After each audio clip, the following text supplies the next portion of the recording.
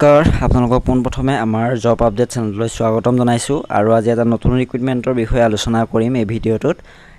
এটা ৰিক্ৰুটমেণ্ট আহিছে, এইটো APSC ফালৰ পৰা আহিছে, অসম চৰকাৰৰ আণ্ডাৰত হয় এই ৰিক্ৰুটমেণ্টটো। আৰু যোৱাকালি 4 জুলাই এইটো ইয়াত লিখা আছে এডভাৰটাইজমেণ্টত 4 জুলাই 2025 তাৰিখে এইটো আপোনালোকৰ ৰিলিজ কৰিছে তেওঁলোকে।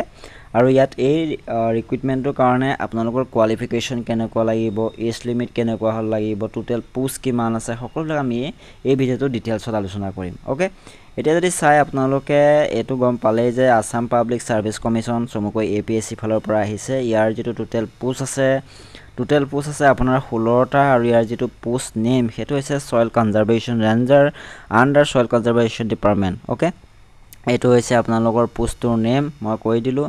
আৰু আপোনালোকৰ টোটেল পোষ্ট দেখিলে 16টা আছে। আৰু ইয়াত কাৰ কিমান আছে ইয়াত চাই লওক। ইয়াত ৰিজাৰ্ভ ফৰ OBC MOBC কাৰণে কিমান আছে, টোটেল এটা আছে। অ'কে, ৰিজাৰ্ভ ফৰ SC কাৰণে 3টা আছে, তাৰে ভাগ আছে।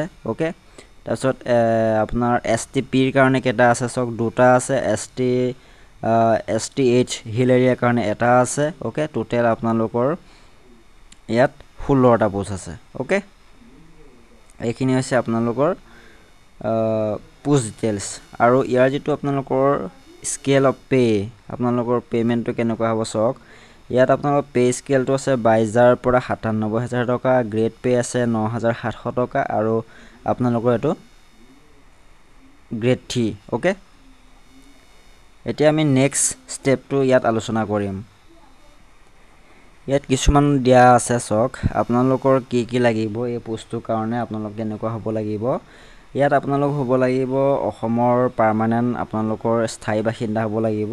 অ'কে, তাৰপিছত আপোনালোকৰ এমপ্লয়মেণ্ট যিটো এক্সচেঞ্জ ৰেজিষ্ট্ৰেশ্যন চাৰ্টিফিকেটখন আপোনালোকৰ থাকিব লাগিব। অ'কে, তেতিয়াহে আপোনালোকে ইয়াত এপ্লাই কৰিব পাৰিব। আৰু আপোনালোকৰ যিটো এডুকেশ্যন কোৱালিফিকেশ্যন সেইটো আপোনালোকৰ ডিগ্ৰী, বেচেলৰ ডিগ্ৰী ইন ছায়েন্সত হ'ব লাগিব।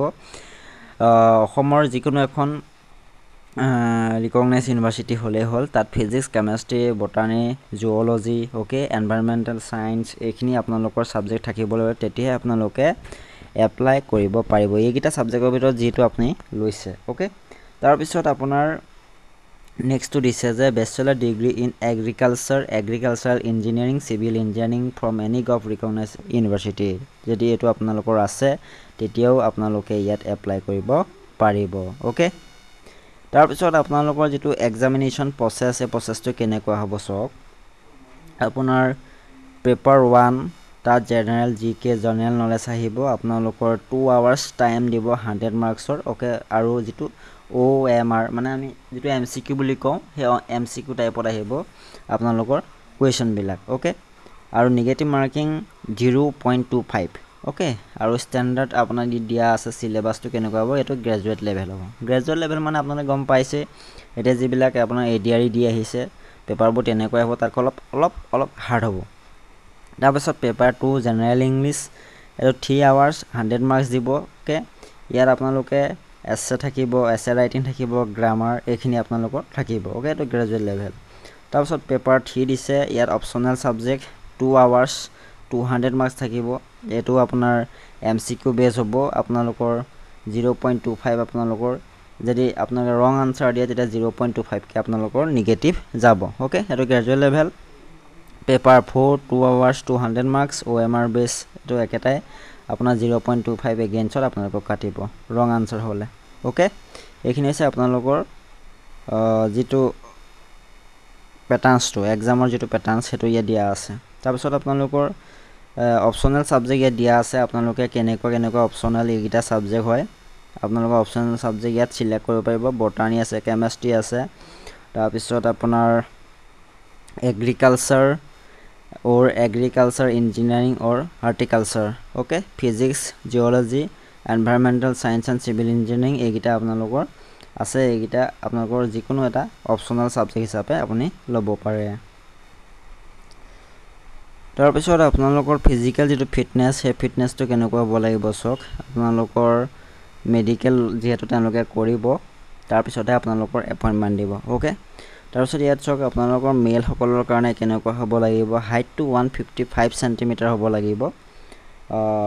আপোনাৰ 155 চেণ্টিমিটাৰ থাকিলে আপোনালোকে ইয়াত মানে কোৱালিফাই হ'ব ওকে চেষ্টটো আপোনালোকৰ নৰ্মেল 84 বিচাৰিছে ওকে 84 আপোনালোকৰ থাকিব লাগিব তাৰপিছত আপোনালোকে যেতিয়া আপোনালোকৰ চেষ্টটো যেতিয়া ফুলাব ক'ব মানে যেতিয়া আপোনালোকে ফুলাব ক'ব তেতিয়া আপোনাৰ 5 মানে আপোনাৰ বাঢ়ি যাব লাগিব ওকে 5 সেন্টিমিটাৰ বাঢ়ি যাব লাগিব প্ৰথমে 84 লাগিব নৰ্মেল চেষ্টটো তাৰপিছত আপোনাৰ যেতিয়া ফুলাব ক'ব তেতিয়া 5 সেন্টিমিটাৰ বাঢ়ি যাব লাগিব তাৰপিছত ফিমেলৰ কাৰণে 145 হাইট আৰু নৰ্মেল 7905 ওকে এটো তাৰপিছত কি দিছে চাওক আপোনালোকৰ ফিজিক্যাল টেষ্টাৰ দিছে তেওঁলোকে মেলৰ কাৰণে 4 ঘণ্টা সময় দিব 4 ঘণ্টাৰ সময়ত আপোনালোকে 25 কিলোমিটাৰ মানে খোজ কাঢ়িব লাগিব ওকে 25 কিলোমিটাৰ খোজ কাঢ়িব লাগিব 4 ঘণ্টাত আৰু যিসকল ফিমেল আছে